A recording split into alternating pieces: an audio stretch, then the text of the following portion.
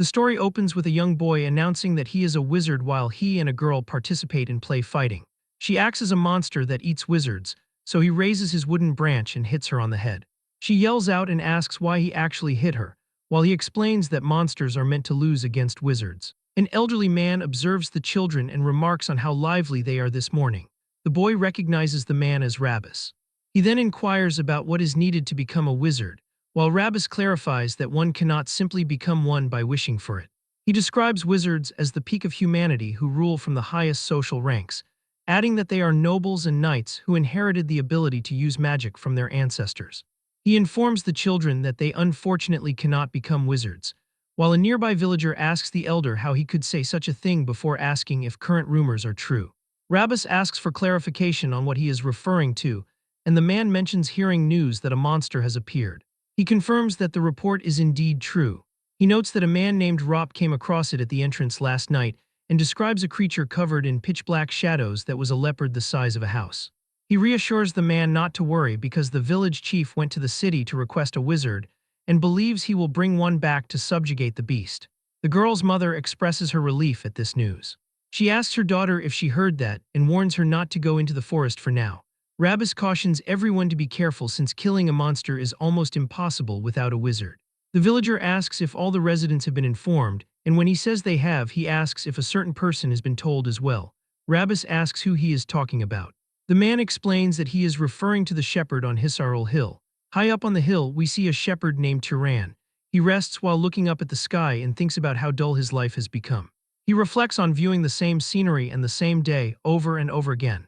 He wonders if he will eventually forget how to speak. Rabbus arrives and calls him a pathetic brat. He remarks that the sun hasn't even set yet and he is already slacking off, while Turan tells him to move because he is blocking the sunlight. Rabbus yells that he lacks manners and asks if he is still holding onto a grudge from a past incident. Turan asks if he is talking about the time his mother died, and the old man tried to quietly turn the sheep into shared property. Rabbus simply clears his throat in response. Turan says that if that is what he means, then yes, declaring that he is not generous enough to share his mother's inheritance and stating they are not close enough for pleasantries before telling him to leave. Rabbus shouts in frustration at the young man. Turan glares back and asks what he wants. He informs him that a monster has appeared, causing the shepherd to ask about it. Rabbus explains that it is a leopard the size of a house that Rop found. Turan admits that the situation is a serious problem, while Rabbus notices that he is not even scared despite being the most likely target. He tells him to be careful since the village chief went to request a wizard. He claims he only came because he was worried about him, but Turan thinks the old man is not being very honest. He suggests the man was actually worried about the sheep and not him, as Rabbus prepares to shout again. Turan tells him to get lost if he is done talking because his breath smells like rot. The old man walks away into the distance. Turan reflects on how monsters are beasts that wield mysterious power and magic. He considers that if humans have wizards, then beasts have monsters. He is pleased that a wizard is coming because it means he can finally see one in person. However, he wonders if a wizard summoned by a rural village chief will even be anything special. Still, he wants to see just how strong they truly are. Suddenly, his nose catches a whiff of something. Turan realizes the smell is coming from blood. He heads down into the forest and follows the scent. He says he is sure the source is in this direction. He focuses harder on the scent and walks in that direction, but suddenly he stops. He looks down and sees Rabbus torn into literal pieces on the ground. He thinks about how the man told him to be careful yet went in first anyway, reflecting that he did not expect the blood smell to belong to Rabbus. He notes that this is not a wound an ordinary wild animal could make. He is sure that it has to be the monster. He hears something approaching as a massive paw lands on the ground and a large monster appears. Turan looks back while the monster creeps closer and he stares directly at it, realizing that the reports were true and a monster really exists.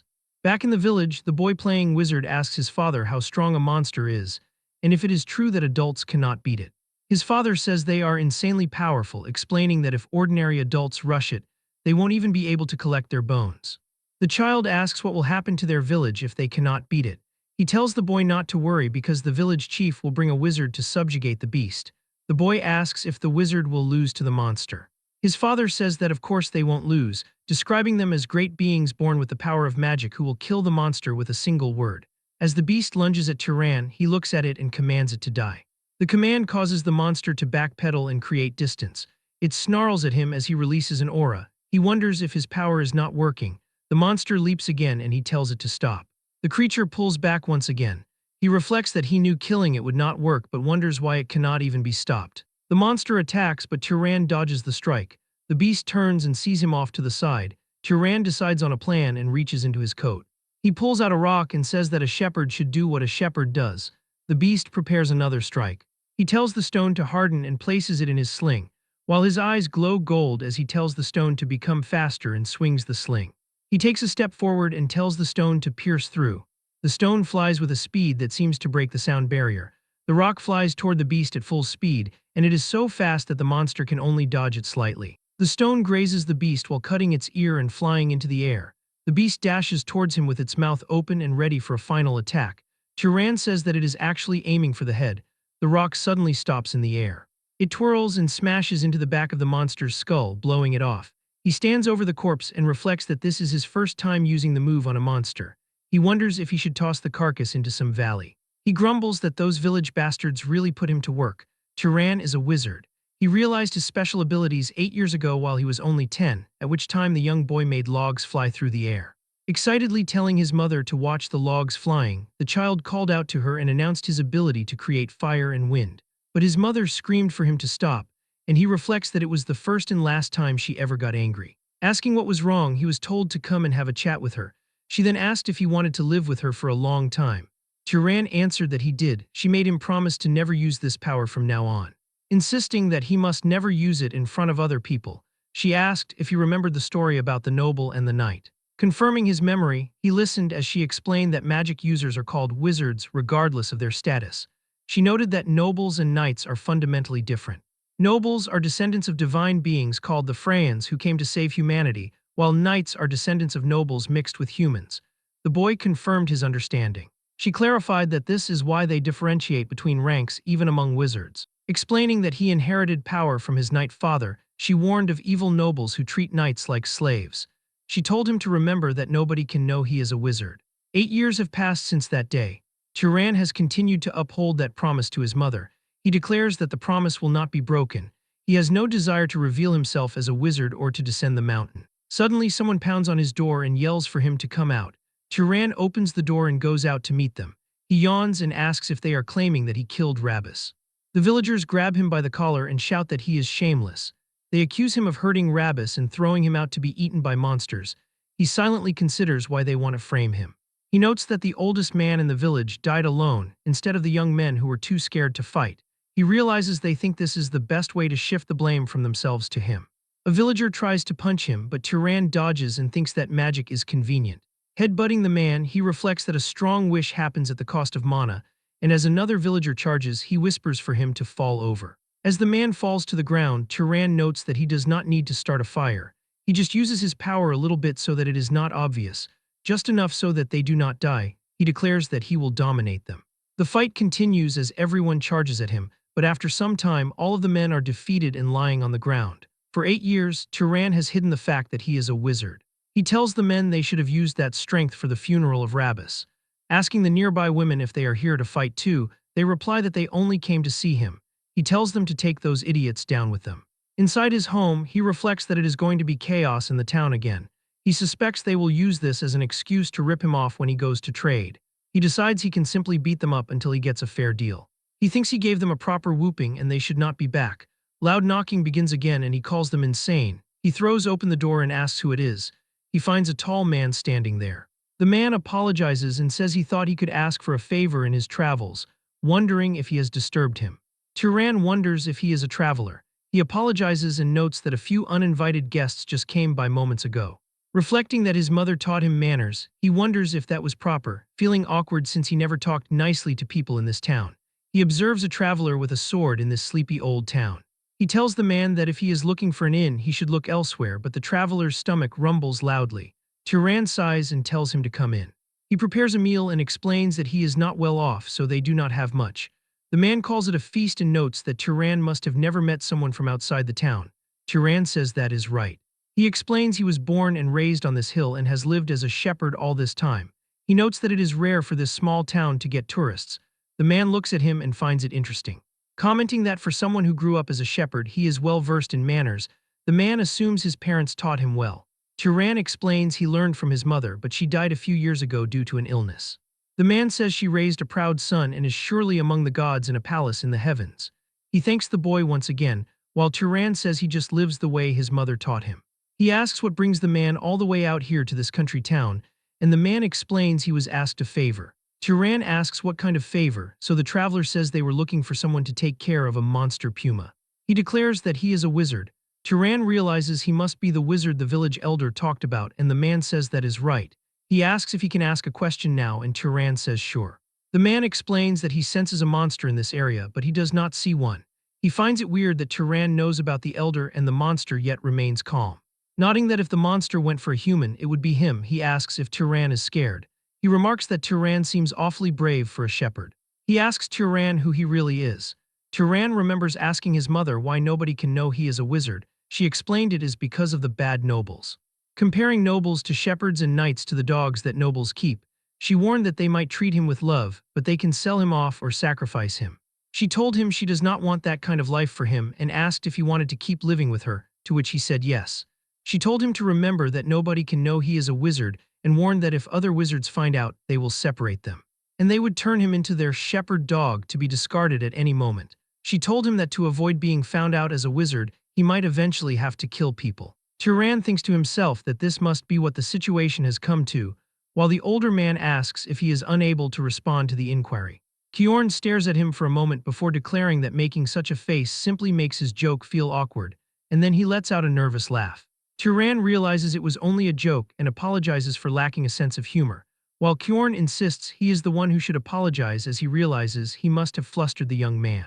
He reflects that it is his first time hearing a wizard joke, which is why it caught him off guard, while the wanderer remarks that the reaction was so entertaining that he took the teasing a bit too far. He notes they haven't introduced themselves properly and expresses that it is nice to meet him.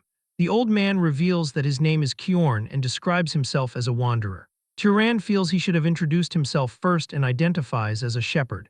He states that he is 18 years old this year, to which Kjorn responds that he will be 75. Turan thinks Kjorn looks very good for his age, nodding he doesn't look old at all, while Kjorn explains that wizards age much more slowly than ordinary people and enjoy significantly longer lives. Turan asks how he ended up becoming a wanderer in the first place, and the man explains that after serving the Arabian family for 60 years, he finally left. He says that in his later years, he desired to roam from place to place without the need to settle down, and Turan calls the idea romantic as the two of them continue their harmless conversation. Turan reflects that sharing a conversation with a good person like this is something he never realized would be so enjoyable. They continue chatting until the sun begins to rise over the horizon. Kjorn realizes he didn't notice how much time he was spending as the light grows. He hands over a coin of Arabian silver, explaining that it is the purest of silver coins and worth more than the meal. Turan accepts the payment gratefully and wishes the man a smooth hunt, while Kjorn tells him to stop acting like they will never see each other again. He suggests he might come by a few more times to mooch off him before he eventually heads out. Later in the day, Turan walks out to the field when it is time for the sheep to graze. He commands the animals to gather, causing them to look at him and begin walking his way. He reflects on the fact that this was the first time he has ever met another wizard, and wonders how long it has been since he shared a conversation that felt so naturally comfortable. Turan notes the ease and humor that naturally seeped into the man's speech was more than any adult he's ever met. He considers him a truly good person, recalling that the man even returned with a wolf. Turan had always thought knights were just emotionless hunting dogs used by arrogant nobles. He wonders how he is supposed to tell the man that there are no more monsters on Hisaril Hill. Meanwhile, Kjorn walks through the forest and notes that the surroundings feel strange. He sees traces of a battle but notes that he cannot feel a monster's presence anywhere. He looks up and discovers the rock from the sling embedded deep in a tree, wondering if the monster was already hunted and who in the world could have done it. He considers if the village chief hired another wizard, but he feels relieved that someone made things safe. Suddenly, he senses something and turns around to see the monster walking toward him with its face ripped apart. It releases a blood-curdling howl as Kjorn identifies it as a monster's wraith. He wonders who would do something like this as the monster attacks him, and he leaps backward to avoid the strike.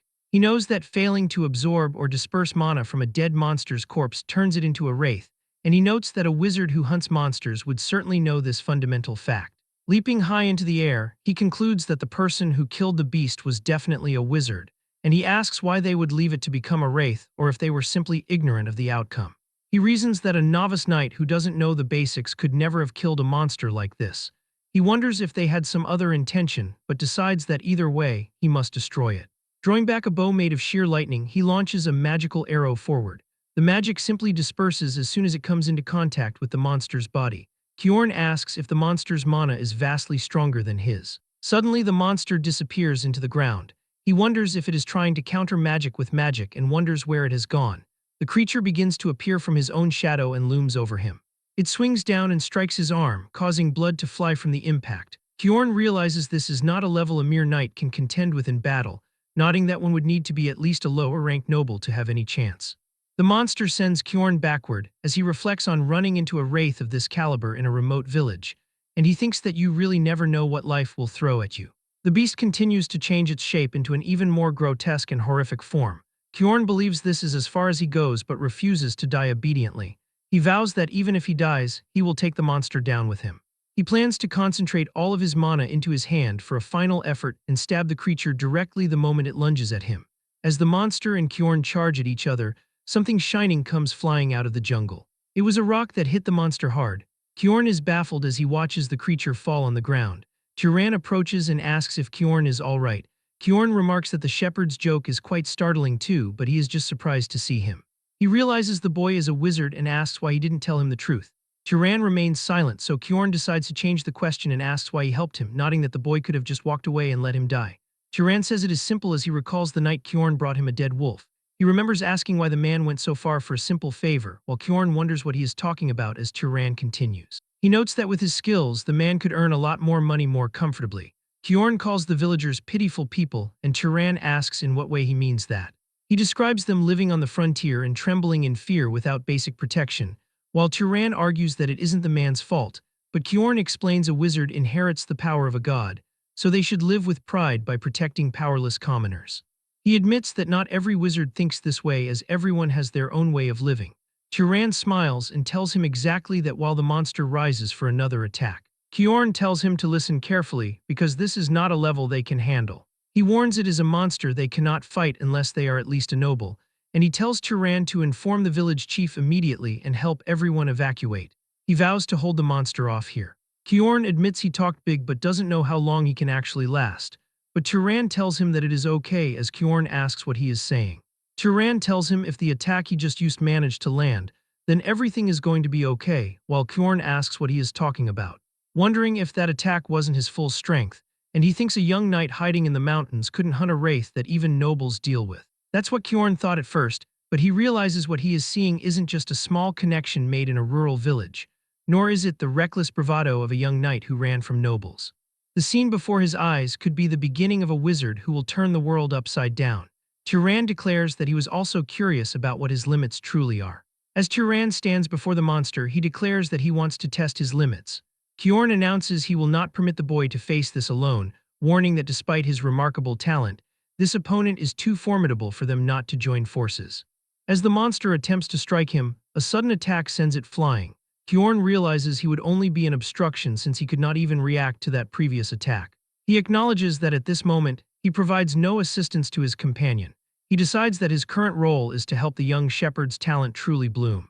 Meanwhile, Turan stands firm while launching a continuous series of attacks at the beast. However, he realizes the situation is not as favorable as it seems because his physical strikes are taking no effect.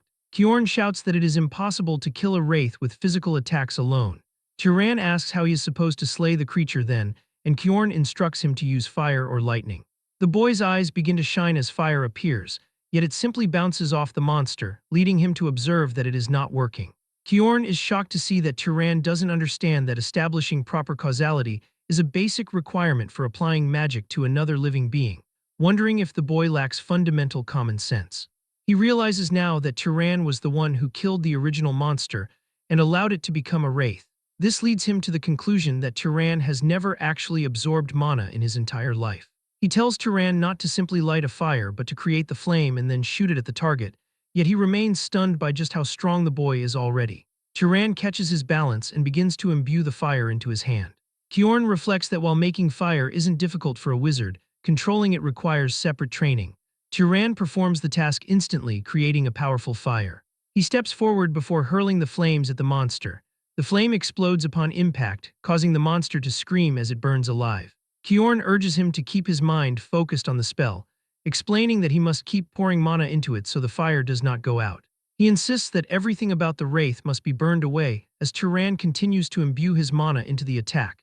His eyes shine like a rainbow as the flames grow more violent. Kyorn cannot believe they actually won and reflects on how absurdly strong that wraith was, noting that one would need at least noble-class power to fight it, yet Turan took it down. Turan asks if the battle is finally over, while Kyorn remains in disbelief that a shepherd from the mountains achieved such a feat.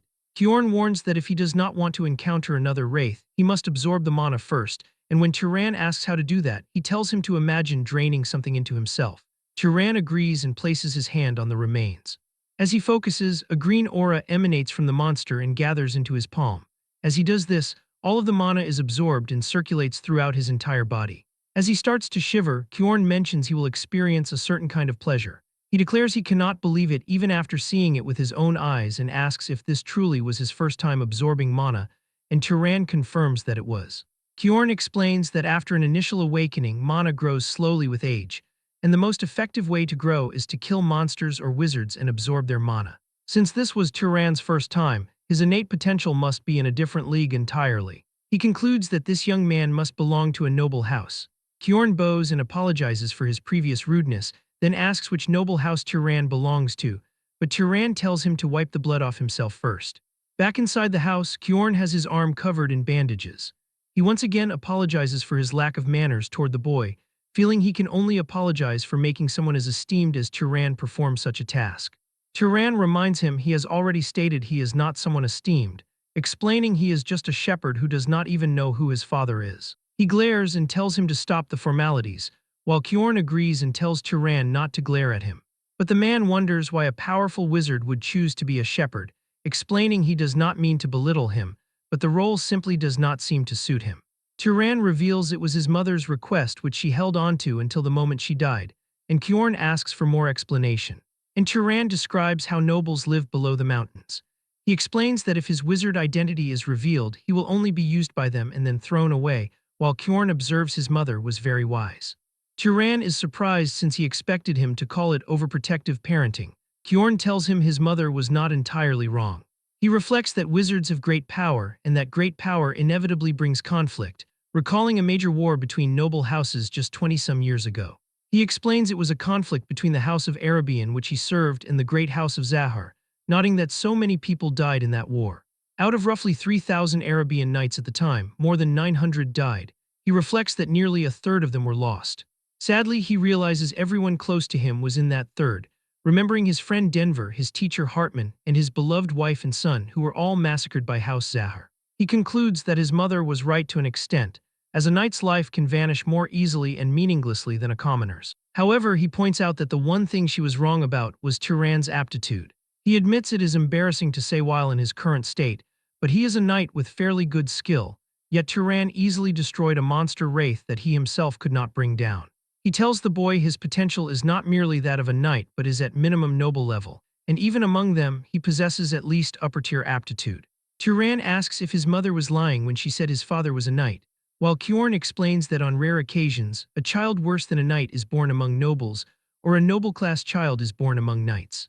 In that sense, he suggests it would be better for Turan to leave this hill and enter the world. Turan asks why he should do that, and Kyorn explains that humanity desperately needs more strong and kind nobles and knights, because humans are still not the complete masters of the world.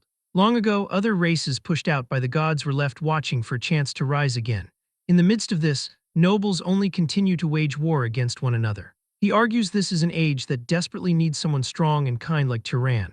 More than anything, he asks if Turan is truly satisfied living as a shepherd. Turan looks at him and asks what he could even gain by going below the mountain. Kyorn explains that it depends on his desires, whether it be wealth, fame, authority, family, or friendship, noting that any of that is hard to obtain here. He tells him to try imagining the possibilities where he could wander as a wanderer and destroy monsters, or become an explorer in the unknown, or be adopted into a house to walk the path of power. Turan admits that listening to him, he thinks the man is right. He notes it would be more interesting than herding sheep here. For the first time, he is seriously curious about the world outside. Kyorn worries he might be planting expectations for no reason, but promises to support every possibility Turan has. Then he asks about his bloodline ability, and Turan asks what he means. Kyorn apologizes and explains he keeps forgetting the boy knows little about magic. He explains a bloodline ability is a trait nobles inherit from their ancestor, the Freyans, and whether or not one has this ability is what separates nobles from knights. He asks if any spell felt unusually easy, or if he has some outstanding ability that does not require magic. Turan wonders if it is because he is strong, but Kyorn explains that simply having mana makes a wizard's physical abilities stronger. Turan mentions he has a good nose and is pretty good at throwing stones, while Kyorn says that if his sense of smell is exceptional, it can be considered a bloodline ability. Kyorn notes that being skilled with thrown weapons is a trait of House Arabian, though it is a fairly common one. He tells Turan to continue explaining. After some time, Kyorn declares that he thinks he knows which house his abilities are closest to. Turan asks for the house's name. Kyorn's expression changes as he tells him the name of a great house known as Pursuers or Hunters. He reveals it is House Zahar, the very one that fought the war against House Arabian. Turan is visibly surprised by this. As Turan hears the name House Zahar, he becomes visibly worried. He looks at Kyorn with a sad expression since he shares a bloodline with the man's enemies. He considers the idea of apologizing, but notes that these relatives are practically strangers he has never encountered. Kyorn tells him not to maintain such a worried expression, noting that Turan did not participate in that war, and declaring that it is a situation for adults. He says that the fighting will never cease if they attempt to wash blood with blood. Turan asks if he possesses any regrets, causing Kyorn to inquire what he is referring to. The shepherd explains he is talking about the suggestion to descend the hill. Kyorn tells him that pursuing power after leaving the mountain will inevitably lead him to join House Zahar, noting that the young man has outstanding abilities, but declaring that he trusts his character.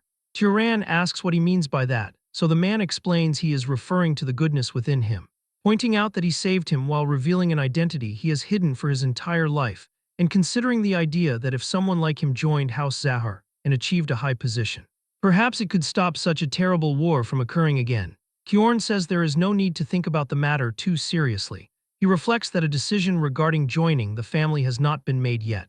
Turan announces that his thoughts are now clear and he wants to try descending the mountain. Kyorn tells him he has thought well, but the boy declares he does not want to depart immediately. He tells Kyorn that he will head down once the man's injury has healed, while Kyorn calls him kind, nodding he is only slightly scratched and reflecting that the boy is truly a good person. Later inside the house, Kyorn explains that mana is absolutely required to use magic, stating that this is why mana is commonly referred to as the key to omnipotence. Turan asks about the term, so Kyorn clarifies it is not a truly omnipotent power despite the name, and that using magic requires mana that matches it. The boy asks what the standard for matching mana is, so Kyorn declares he will explain that immediately. He says the difficulty of magic is largely determined by three factors, listing them as bloodline, affinity, and causality. He explains that bloodline is determined by the specific lineage one is born into, which applies to most nobles who are not knights.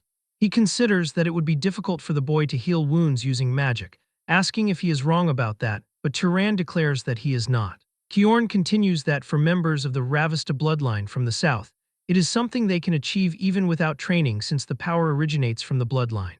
Turan asks about the second factor, affinity, which Kyorn says can be thought of as familiarity. He explains it is the concept that a mage can more easily perform tasks they prefer or are used to, while Turan reflects that it is like how he created a fireball as if he were throwing a rock.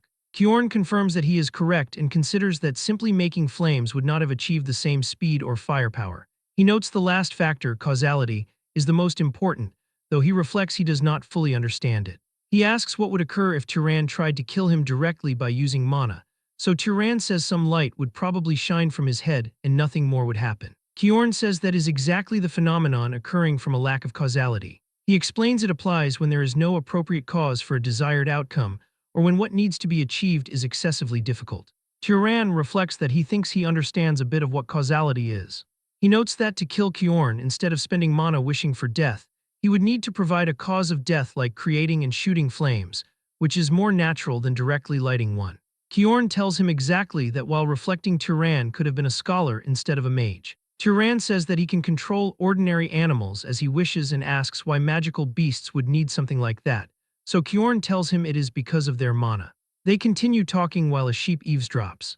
Turan reflects that magic is certainly not easy, while Kjorn tells him an excellent mage knows not just how to use mana, but also the principles and situations behind it.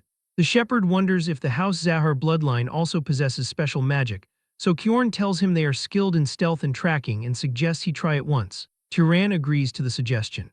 He closes his eyes and thinks how he does not want to be seen by others, wishing that neither sound nor smell could be detected. He starts to fade away and asks if it worked. Kjorn stands there speechless, seeing nothing in front of him. He tells him he succeeded because he can no longer see him. The man feels a little sad as he looks at the now empty room. Turan slowly reappears, and Kjorn reflects it has been a while since he has seen that ability, nodding it is still a frightening power. He notes that during the war, the Arabian knights feared that ability the most, while Turan reflects that this seems like an unfairly powerful ability. Kjorn tells him it is not invincible and declares he will teach him magic training methods. Turan says the man is being too friendly and teaching too much to a mage from an enemy family. Kjorn reminds him he saved his life and treated him, declaring again that he trusts his character. Later, an ugly bald man asks if Turan is truly selling the sheep and leaving. The bald man asks who will perform the shepherding from now on and how he can decide such a thing without consulting them. Turan tells them they should figure out how to find a shepherd themselves, declaring it does not matter to them what he does with his belongings. He hopes they buy the sheep at a fair price or he will release them and leave. He says they are free to capture them but notes they will probably have a hard time. The chief reflects that this bastard is someone who keeps his word and that nothing good will come from irritating him. He says he understands and tells him to do whatever he wants while handing over a bag of money. As Turan and Kjorn start to leave, Turan reflects that the villagers still owe Kjorn compensation for everything and considers going to collect it. Kjorn tells him he does not intend to receive it because Turan was the one who caught the beast. Turan notes that is true and reflects they have reached a crossroads where they must part ways. Kjorn tells him he is sorry for refusing the offer to travel together as he is more comfortable alone. The boy declares he understands and thanks him for everything. Kjorn tells him to take care, and Turan declares he hopes they meet again with smiling faces. He watches the knight's retreating figure for a long time. Only later does he realize why he did not want the man to speak formally. He reflects that although he never lacked affection from his mother, he had been secretly yearning for a father figure. He realizes he wanted someone who could be a role model for what kind of man he should become. The journey continues as Turan travels deep into the desert and past a canyon. As he walks and looks up to try to look farther, he spots people off in the distance. He wonders if they are traveling merchants going from village to village. He reflects this is good since he can ask for directions. Turan reaches near them. A man asks who he is to block their path, so Turan explains he is traveling alone and asks for the location of the nearest city. They tell him he will reach a city called Mure if he follows the road they came from. Turan thanks them for the information and starts to leave, but one of the men tells him to wait. He asks if the boy is really going to leave after receiving information, while Turan asks what he is talking about and wonders what he wants. The man tells him he should give something in return if he receives something. They take out their blades and tell him to take off his bag. Turan asks if they are bandits and the man asks what he will do if they are. The man who gave the directions declares this is just recklessness, nodding this is a wasteland where no one would find it strange if someone died. He points his sword at Turan and tells him to take off his bag and cloak while they are being nice, because killing and stripping him would be unnecessarily bloody. Turan understands and notes they are bandits who kill people. He remembers his training with Kjorn, practicing magic with him and remembering everything the man told him. Recalling Kjorn, Turan declares he will use them for practice. The group begins to laugh at him, declaring that he is talking like some kind of wizard. Turan moves his hand forward, sending the men flying through the air with a gust of wind. He notes that instead of generating wind from thin air, shaping it with his hand, and amplifying it uses much less mana. He didn't realize he could whip up wind this strong with such a small amount of mana, and the men are left completely confused by the attack. He then begins to pull water from his water pouch, forming it into a crystal. He creates multiple crystals now and the bandits realize they have made a mistake. One of the men is impaled by crystals, which kills him instantly. Turan thinks that this spell is supposed to be useful near a lot of water, but considers that simply throwing stones feels faster and stronger than this so far. The bandits apologize and say they didn't know he was a wizard while begging for forgiveness. The leader is distracting him while the rest of the group creeps up from behind. Turan lifts his foot and stomps down, causing a sand pillar to spawn under the men, and the pillars impale all of them as the leader stands there speechless. He stares at the corpses of his men and declares that this is impossible. Turan says he has one thing to ask, and the man declares he will answer anything. He asks why they attacked him without a plan, nodding that a traveler walking alone could easily be a wizard. The leader explains it was because Turan bowed his head. He says that even when they spoke rudely, the boy bowed and greeted them, so they assumed he was ordinary. Turan thanks him and declares that the man taught him something useful. The bandit smiles and asks if he is really going to spare him. Water begins to gather above the man's head, as a flashback shows Kjorn telling him that he is going to meet many people, and there is something he must absolutely know. He says he must never show mercy to scum like bandits, describing them as the kind who do not hesitate to harm others for a profit. He notes the reason he is saying this so firmly is because he understands the boy's nature, and Turan declares that he understands the reasoning. A life spared out of pity could end up harming 10 good people, so he kills the man and reflects that he has stalled for long enough. The road the bandits drag their cart along left clear wheel tracks cutting across the sand for him to follow. As he follows the trail, one thought remains burned sharply into his mind. He killed people. He feels guilt but realizes he couldn't just let them go. Kjorn's warning comes back to remind him of those who rob and kill without hesitation, and such people would target others again at any moment. Like tracks in the desert slowly fatting as weeds grow over them, Turan's chaotic heart gradually settled as he recalled the teachings of Kjorn.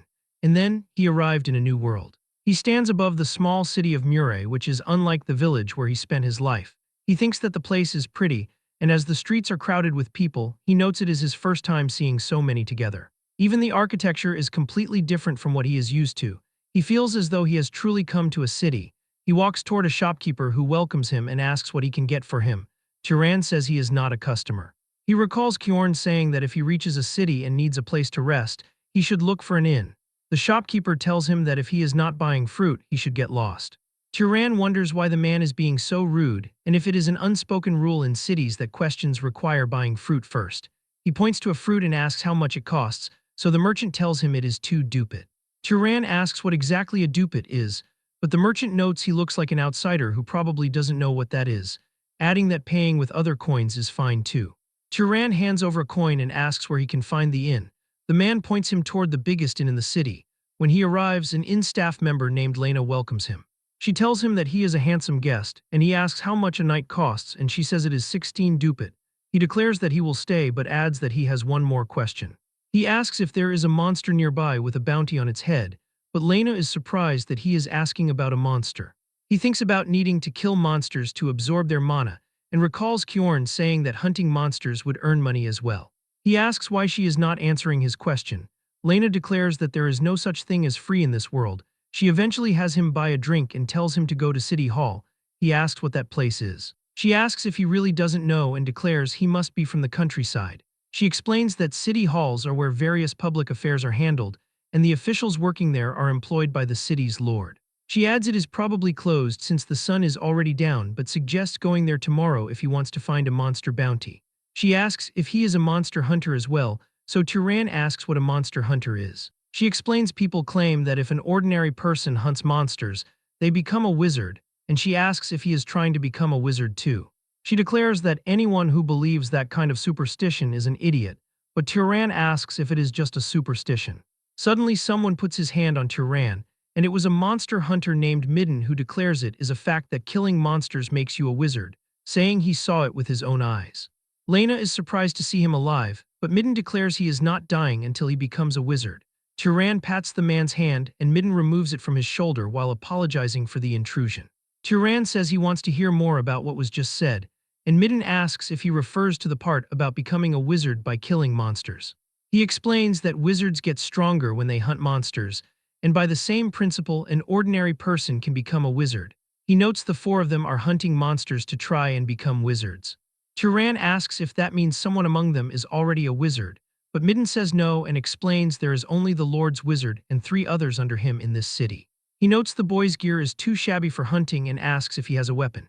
Turan says he does and holds up a sling, while Midden notes that judging by how worn it is, he must have used it a lot. Turan says it is good for firing something the size of an egg quickly, but Midden says he could easily hunt rabbit or fox monsters with that. He notes they were wishing for one more shooter and asks if he has any interest in hunting with them. Turan smiles and says no but thanks them for the offer. At night in his room, he reflects that there is no reason he has to hunt together with them. He thinks about what a chaotic day it has been. He still can't believe he actually left the village, wondering what is going to happen from here on. He senses someone outside his room and asks who it is. He recalls Kjorn telling him that a city isn't automatically safe and he should never let his guard down. He goes near the door while imbuing his hand with mana just in case. He cracks the door open and asks Lena what she is doing there. She asks if he was asleep and says she thought the room might be cold, so she came to keep him warm. He asks what she means by that. And Lena smiles and begins to undress herself. She tells him that it's exactly what it sounds like. The boy is confused and asks what she means by exactly what it sounds like. She explains that for a small amount of money she will do whatever he desires, but he asks what she will do if there is nothing he wants. And she tells him not to lie, claiming she can tell just by looking at his face. But Turan turns into the Buddha himself and Lena stares at him. He recalls Kjorn getting mad and saying that he must never fall for the honeypot. The man had warned he always has to be careful with women at inns and prostitutes in general, since most of them carry sexually transmitted diseases. He noted that while they have strong disease resistance, and it is no problem for them, if Turan is careless, he could pass it on when he is with another woman, advising that he shouldn't let desire trap him into doing something he will regret. Turan thinks that cities are not easy to live in either, and reflects on the fruit shop earlier and now Lena too. He considers how they put a price on even small bits of information and conversation, and concludes that cities really are pretty cold-hearted. He then overhears Midden and his men discussing something. They ask Midden why he was trying to bring that guy from earlier along, as one of the men noted that he didn't look like he would be much help. The other dude said that was right, and that he just sounded so cocky he would be perfect to use as bait, but Midden explains it is because Turan reminds him of himself when he was young. He figured that if the boy was at least next to him, he might as well survive a little longer, while the others tell him that he is way too good-hearted.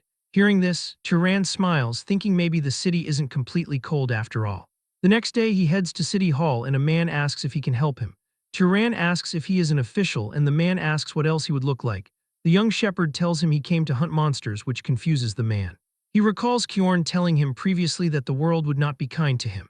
He thinks about it the other way around, nodding there's no reason it has to be kind, and he was advised that if he wants people to treat him kindly, the method is simple. He must reveal that he is a wizard and ordinary people will bow their heads. The official hands him a paper and says that he cannot take it with him. He instructs him to look and then hand it back. Turan asks if it is a crow monster and the man asks if it looks like a cat or something. He explains that it is unlikely, but if he kills a monster, he has to bring it to the city, nodding a wizard is needed to disperse the mana so it does not become a wraith. He warns that if he kills a monster and leaves it abandoned, the penalty under city law is execution. Turan knows this and understands what happens when a monster becomes a wraith, and he cannot repeat the same mistake. Turan then asks if knights don't hunt monsters, but the official says they are not people with time to spare. He explains a knight's job is to maintain public order in the city. He notes that hunting monsters outside the city is something for thugs like him to handle, and as Turan leaves, the official comments that another corpse is going to pile up outside the city. But later, he comes with a dead monster with a giant hole in its chest. Everybody is surprised, unable to believe what they are seeing. They ask him how he managed to bring it back so fast and if he killed it alone. Turan says that he did and asks if he can receive the reward for killing it. The official says they will give it to him and runs to get Turan's reward. He hands over a bag and tells him to go get some rest.